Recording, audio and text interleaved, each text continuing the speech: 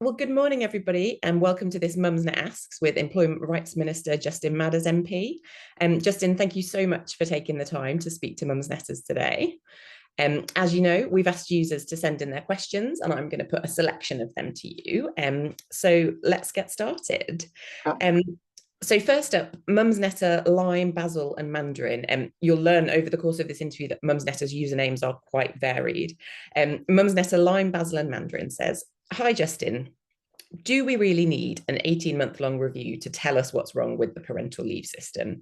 Couldn't the government get on with solving some of the most obvious problems, for example, our rubbish paternity leave entitlement, more quickly?" Well, look, I think we probably start by agreeing that the current system isn't great, is it? You could call it rubbish. Certainly, shared parental leave is not working at all in the way that it was originally envisaged. So, the take up is in the low single figures for both mums and dads, and everything we hear from people is that it's incredibly complicated to work. There's obviously the financial element to it as well, and it's clearly not delivering on what was originally a very, very good idea. But we need to take our time to get this right. The other sort of element, so that's sort of shared parental leave is one of the most recent developments, but of course, sort of maternity leave rights sort of came in the 19th century, amazingly. But they have, as you would know very well, developed over time. There's been lots of other changes to parental leave on an ad hoc basis. So what we've got is a pretty complicated system that needs a real shake up and a lot more sort of clear about what obligations and entitlements are available. So it's about ensuring that we get a system that's a lot more straightforward for people to use, that delivers on the objectives of enabling parents to support their children, encourages people to stay and go back to work where possible, but also it's got to stack up financially. We know that's one of the big challenges as well, and that's got to work not just for the individuals but also for businesses and the wider economy. So we're hoping that when this review is concluded, we come up with a package that's going to take us through the 21st century. And in hearing everyone's views and making sure we get it absolutely right is why it's going to take such a long time. But I'd rather do that than say, yeah, we know this is broken, come up with a suggestion now that doesn't actually fix the issues, because obviously we know that something like shared parental leave, the previous government did all the consultations and all the work on that, and yet the take up on it has been very low. So we need to understand what the barriers are there and come up with a better way of ensuring that people are able to take that entitlement. And then on that kind of financial question, so you talked about obviously family finances and it working for businesses. And I guess there's also a question for government as well. Yeah. Amity Janet says, "I really support improving statutory maternity and paternity pay, but it's going to be expensive. And we're constantly being told there's no money to spend. Is having a review, which will surely conclude that we do need to improve statutory pay, just a way of pushing back difficult spending decisions?" No, I don't think I see it like that. The reason why the review is taking its time is because it is such a complicated set of entitlements at the moment, and it's really important that we get views from all stakeholders, including businesses, about what they can manage. There is actually a lot of companies out there who go beyond the statutory entitlements at the moment, who argue very persuasively that actually their approach to parental leave and rights is something that is a benefit to the business, because it improves retention, it improves worker well-being, and there are some good companies out there who have given a very good sort of account of how they have gone beyond the current legal entitlements and offer something which they think works for their business. So there are I think, ways of looking at this which don't sort of immediately sort of conclude that this will be a burden to businesses, but we know each business is different and they will have slightly different views about what they can afford. So this isn't going to work if we end up proposing something that is very difficult for businesses to manage. So that's why we've got to ensure that we take on board everyone's views as we go through this process. Well, and then specifically on that issue of statutory maternity pay, so Rage Hamster says statutory maternity pay is currently lower than the living wage, a situation that pushes new mums into debt and poverty. What do you plan to do to change this? Is the government going to increase statutory maternity pay? Well, I don't think we've got any particular decisions already made on maternity pay. Look, we know that the review is really about asking questions across the whole system about whether it is, the leave entitlements are sufficient, whether they are supporting people to take that sort of time off with their children, whether it's financially viable for them to do so.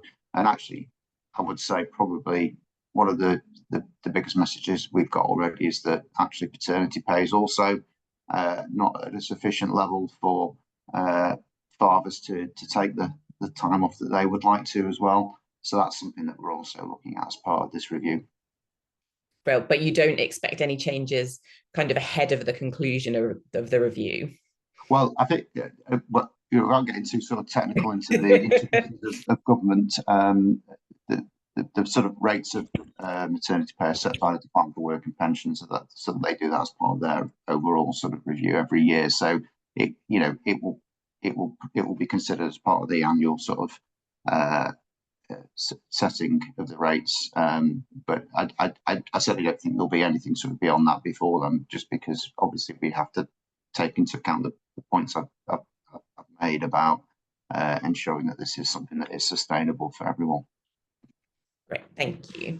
And then moving on to some questions about shared parental leave, which you've already touched on a little. So Mumsnet user Mini Pie says, how can we ensure more men take shared parental leave and take it solo, not necessarily parallel with the mother, perhaps a use it or lose it period of leave for men? She says, I believe both parents having a period of sole care would do a lot towards redressing the current inequalities between mums and dads. I mean, that's an interesting sort of question. I think at this stage we're pretty much sort of open-minded about what shared parental leave looks like in the future. I think that we're all pretty clear that it's not a very successful system at the moment, sadly, and so there's a number of questions about that. So why is that the case? So some of the things that we hear are that it's very cumbersome and bureaucratic to actually sort of do. Is it sort of financially sustainable for individuals? Are there competing sort of pressures in terms of each parent's time? So there are lots of different factors which sort of all lead us to the sort of very poor figures we've got at the moment in terms of take up.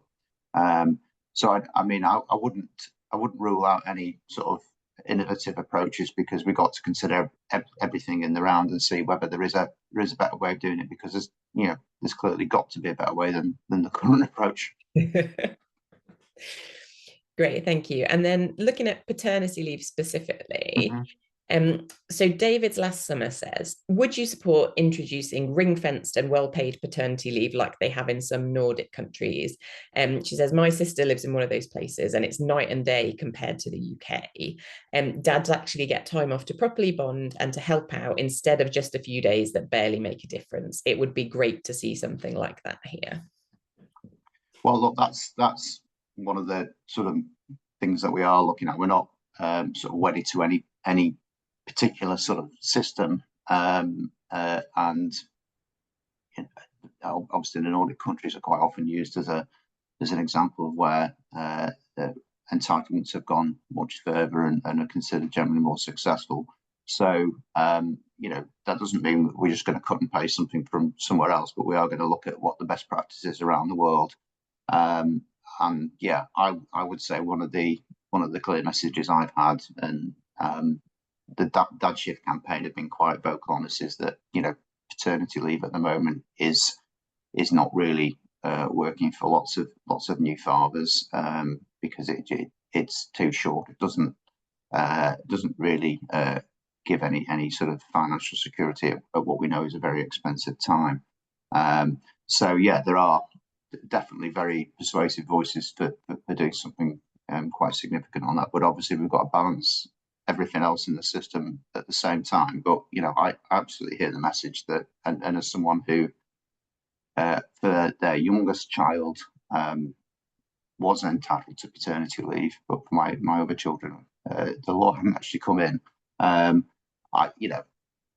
remember at the time thinking, well, this isn't really a lot to live off at a pretty expensive time. So, and that was, over 20 years ago. So the law hasn't really moved on since then. Obviously, the rates have gone up, but compared to the cost of living, it's not really any better. So I do hear that argument. Obviously, we've got to, if we do that, we've got to work out how that's funded, and that's the other difficult question. But as I said earlier, some companies go well beyond this and are very positive about it. But we know that probably doesn't sort of work for every business out there. Yeah, I think, lots of Mumsnet users as well would say that it's important from a mum's point of view as well, because having that time off helps set up like a better division of labor going into, the rest of your child's life. So yeah, really important from both perspectives. Great. Okay. And now moving on to a question about single parent families and the review. Yeah. So Ruth ET says, it's great that you're having this discussion. I'd really like to know how you plan to make any changes fair to single parents.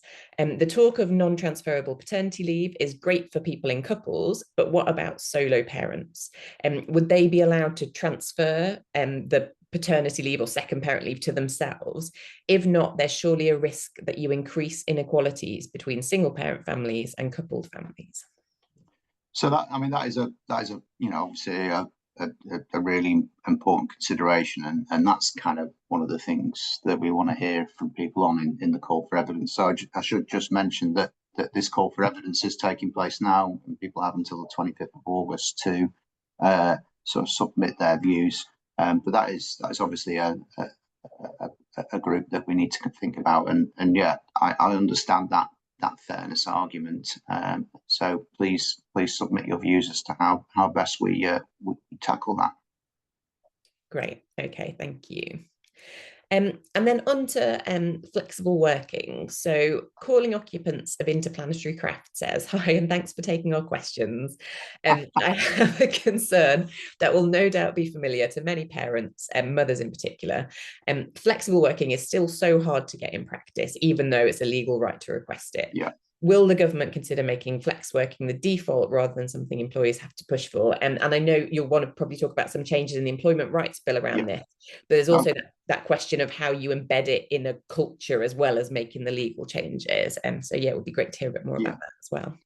Yeah, I mean, that's a sort of a piece of work that, as you say, is already in train. But actually, when you look at the bigger picture, if you're getting better sort of parental rights at birth, you want to be able to make sure that the return to work is done in a helpful way. So the employment rights bill, which is in Parliament at the moment, is hopefully going to become law in the not too distant future. And one of the changes in that will be a boost to the entitlement to flexible working. So at the moment, as what the interplanetary calling occupants of interplanetary craft.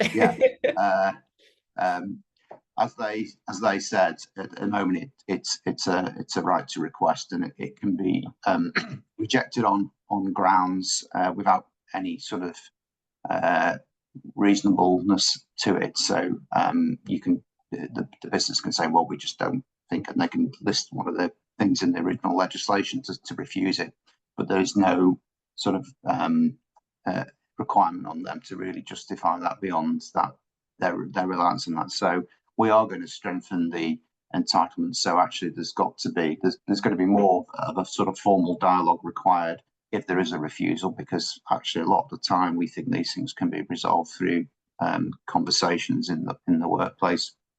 But there will also be an expectation in future that if there is a refusal, it has to be done on reasonable grounds. So an employee just can't say in future, well, I don't think this is something that we want to do, and then just default to one of the statutory rejections. Because although lots of businesses are very open-minded, and there's been a big, I think, change in the outlook on flexible working, there are still people out there who just don't think it's suitable. And of course, there will be businesses where you can't have flexible working. But what we're doing is really boosting the sort of requirements to justify when it's rejected. And I think your questioner was right that this is really also about the culture. And if we're saying as a government, as a culture, as a culture in our economy, we think it is right and proper that people should have the right to work flexibly. If that is possible, then we would hope that businesses will follow suit. And we know lots of businesses take that approach anyway, but it's those that don't. And actually, in the end, the people who might have been able to stay there, might be very good employees contributing to the company, might have had a very good career, actually go somewhere else, and that talent is lost. And actually, I don't think that suits anyone. So this change is going to take a little while to come in, because it's absolutely vital that we get the balance of this right. But we hope that will make a real difference to people who at the moment are struggling to get that flexibility that they need. Great, thank you. So we've had quite a few questions from and about kinship carers. Yeah. Kinship Carer 23 says, given the vital role kinship carers play in providing stability for vulnerable children, often stepping in at short notice, will the Minister commit to ensuring that kinship carers and special guardians are included in statutory parental leave and pay entitlements as part of the upcoming parental leave reforms? Yeah, well, look, we are absolutely looking at the role of kinship carers in this, and I think the question is right. They absolutely do play a critical role and do step in ways that are hugely important. So I talk to kinship carers in my constituency about what they do, and yeah, they do sometimes feel that they're a bit sort of isolated and not really getting much support off the state. So there's a much wider programme, I think, that needs to be done in terms of kinship care. And I think there are some pilots going on at the moment in various parts of the country that are looking at how they support kinship carers. But in terms of this review and the call for evidence, we definitely encourage people to put forward their views on how kinship carers can be recognised in the system by the 25th of August, please. Good advertising. Brill. Okay, and then moving on, Dibley says, hi, Justin. I've recently taken advantage of a new flexible working policy, doing compressed fortnights, and I love it in term time. But school holidays with an adopted 11-year-old with ADHD and attachment issues are still really difficult to cover, and the few options for holiday clubs are £200 plus per week. Is there anything the government could do to change this for older kids, please? So I guess a question around childcare, but also how that sort of interacts with work. Yeah. No, I mean that is always the challenge, isn't it? And obviously, if the child's got special needs, that does make it even harder to find something suitable. I mean, there has been quite a lot of money pumped into the holiday activity funds, which obviously then are up to local authorities to distribute. But look, I recognise that the point is probably a little bit outside the review parameters, but I think generally speaking across government, we recognise that childcare is a 52-week-a-year issue, and it becomes more acute during the summer. And I think there is more. I think we can look at, but I guess the holiday activity fund at the moment is the real sort of answer to that.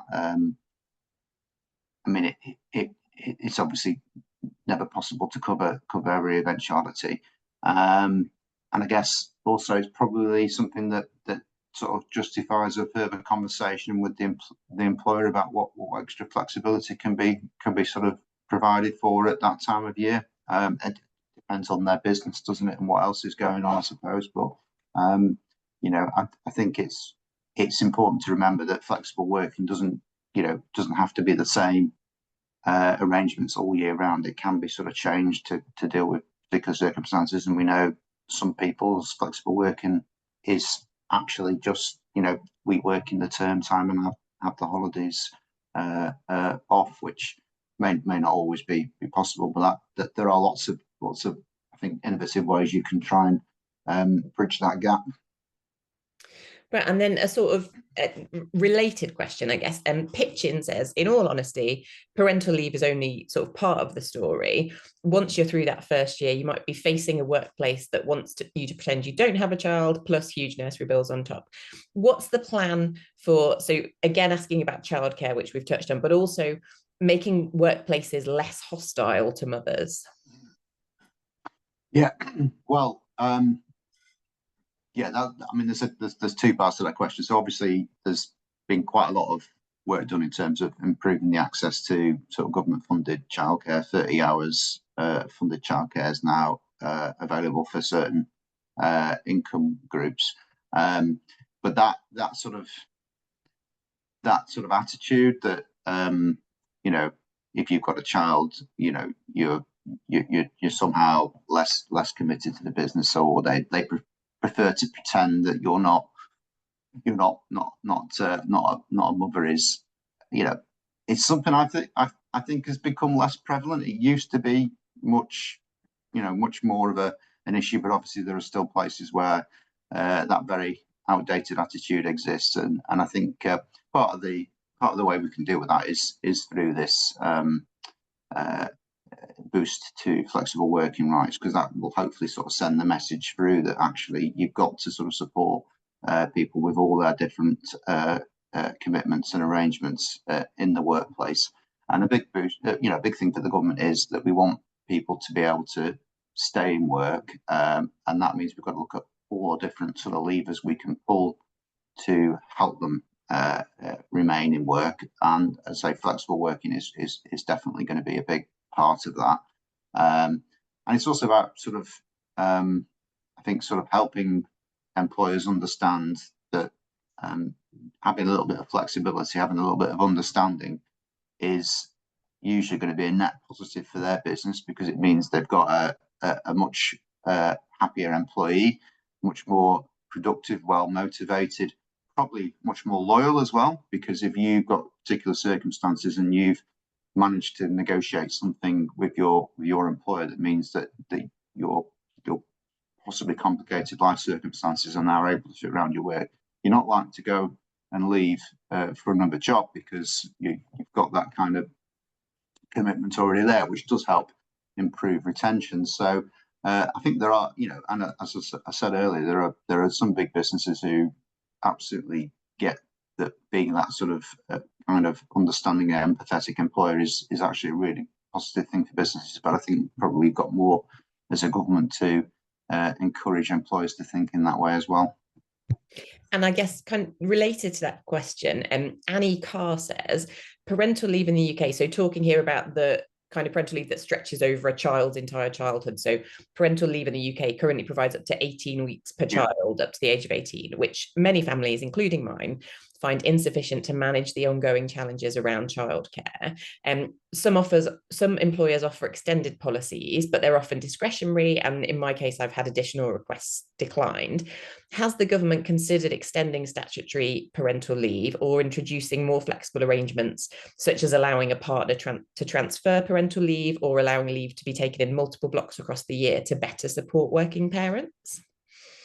That's a good question, because that entitlement's probably about 20 years old as well, and it's probably one of those things that most people don't actually know is out there unless they're really searching for it. So what I'd say is, and the risk of sounding repetitive, is we have a call for evidence. and the closing date for that is the 25th of August. So I think views on that would be very welcome. It feels like it is something that is worth considering as well, because as you say, you can't sort of separate the next 17 years of a child's life from that first year, particularly if we're looking at how to encourage people to stay in employment. Brill, thank you. And then Dom Cruz says, in a recent job interview, I asked about the company's maternity leave offering. Sad to say, the question was met with barely concealed startled looks, and it felt like a bit of a death knell for any chance of getting the job. Do you think employers should be more transparent about their support for pregnant employees so people can make decisions without feeling like they're asking something awkward or risky? And as you'll know, probably from our previous correspondence, this kind of experience is exactly why we started our Publish Parental Leave campaign. We think the government should make it mandatory for large employers to publish their maternity and paternity policies. So is that something you would support? Well, look, we can consider that in the round. I have to obviously talk to the equalities team as well about that. But there are some important measures in the Employment Rights Bill in terms of equality action plans that larger employers will be required to adopt. I mean, that sort of question is kind of like the reverse of the old style question that you'd have someone ask a young woman, are you thinking of raising a family? But it's and I think most businesses now understand that is not an appropriate question. But it does sort of highlight, well, it puts that seed in the employer's mind about why they would be asking, and even on a subconscious level, they may be thinking, well, I'm not sure about this person. So I think, the more transparency, it actually avoids that kind of awkward question. And look, businesses need to sort of be aware that if they're going to get the best talent, they've got to make sure that they're not excluding people because they're not being as upfront and open as possible about the benefits and advantages of working at their company. Yeah, I mean, at risk of doing a bit too much thing, we think it would be good both for employers and potential employees. So a positive on both sides, and obviously a very low impact change that businesses could make. So hopefully something you will think about. And yeah, I mean, I've come to the end of our questions submitted by users. It is Mumsnet interview. So I cannot let you go without asking what your favorite biscuit is. Okay. So by amazing coincidence, I was actually at a biscuit factory yesterday on a ministerial visit at McVitie's. So I will have to say a McVitie's biscuits, but it will probably be one of theirs anyway. So it's not a Jaffa cake, which I saw getting made, because they're not biscuits, they're cakes, as they quite rightly pointed out. So it has to be the chocolate digestive, I think. Very, very traditional, solid choice, I think. But yeah, you can't go wrong with a chocolate digestive, in my opinion. Yeah, you're in good company there. I think that's what Keir Starmer said last time we had him as well. So brilliant. Well, thank you so much for your time today, Minister Justin Madders, and we really appreciate you taking the time to answer Mumsnet users' questions, and hopefully some sort of helpful ideas there as you go forward. Yeah, it was really useful to hear that. Thank you. Yeah, Brilliant. thank you. All right. Thanks so much. Bye.